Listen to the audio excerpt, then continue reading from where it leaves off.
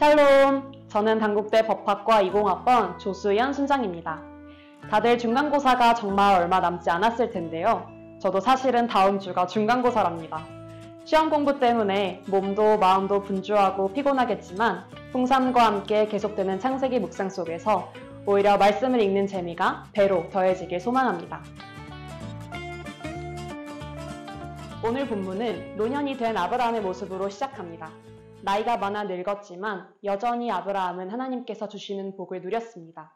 그런 아브라함이 아들 이삭의 아내를 구하기 위해 종과 엄숙한 맹세를 합니다.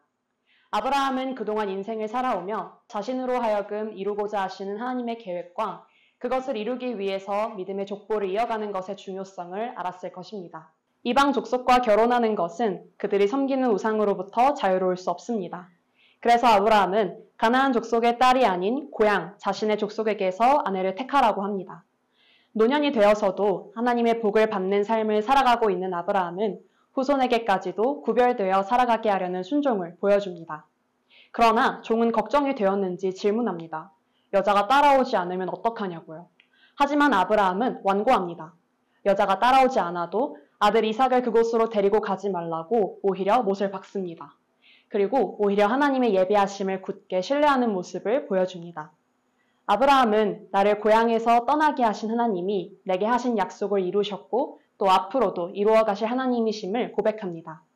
아브라함이 살아온 삶 자체가 하나님이 함께 하시는 삶이었기 때문에 아들의 아내쯤이야 당연히 예비하셨을 것이라는 믿음이 느껴지는 대목입니다.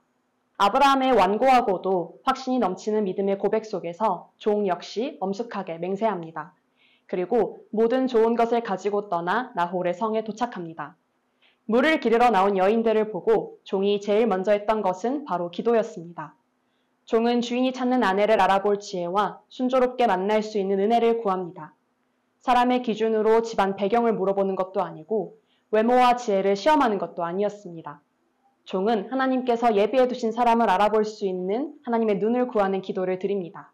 저는 오늘 말씀을 통해 아브라함이 보여준 믿음과 순종에 대해서 묵상할 수 있었습니다.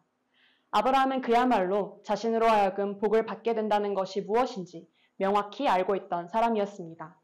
여호와를 따르는 거룩한 백성을 세우고 그들로 하여금 모든 민족으로 퍼져나가는 것이었습니다. 복은 다른 것이 아닌 하나님 나라 백성이 되는 것 그 자체입니다. 오늘의 제가 이 말씀을 읽고 이렇게 나눌 수 있는 것도 그 복을 누리고 있기 때문입니다. 이렇듯 아브라함은 하나님의 계획 속에서 믿음의 족보를 이어가는 것의 중요성을 알았기 때문에 노년까지도 순종을 드릴 수 있었던 것 같습니다. 자신은 곧 죽을 것이지만 아들 이삭도 그 순종과 복을 누리길 바라면서 종과 맹세했을 것입니다. 만약 제가 같은 상황이었다면 어렵게 얻은 외아들 이삭의 아내를 구할 때 세상의 기준으로 좋은 조건을 만족하는 사람을 찾았을 것입니다. 그러나 하나님께서는 아브라함의 삶을 통해 조금씩 아브라함의 믿음을 연단시키셨던 것이 떠올랐습니다. 그렇게 아브라함이 어린 이삭을 제물로 바칠 수 있었던 것 같은데요. 이렇게 보니 이삭을 바칠 때도 이삭이 장성하여 아내를 구할 때가 되어도 얼마든지 하나님께 드릴 준비가 되어 있는 아브라함의 모습이 눈에 들어왔습니다. 아브라함이 복을 누리기 이전에 하나님 백성으로서의 정체성과 거룩함을 지키는 순종이 있었음을 그리고 그 순종을 드리기까지의 믿음을 주시는 하나님을 볼 수 있었습니다. 오늘 말씀을 통해 축복을 구하지만 그 복을 누릴 만큼의 순종과 믿음을 구해본 적은 많이 없었음을 반성하게 되었습니다. 하나님의 뜻을 먼저 구하고 그 뜻에 순종하는 삶을 먼저 살아봄으로 아브라함처럼 믿음의 고백이 풍성해지는 삶을 살아가길 원합니다. 풍삼 독자 여러분도 아브라함처럼 오늘 하루도 하나님 나라의 거룩한 백성으로 살아가는 은혜가 있길 소망합니다. 샬롬!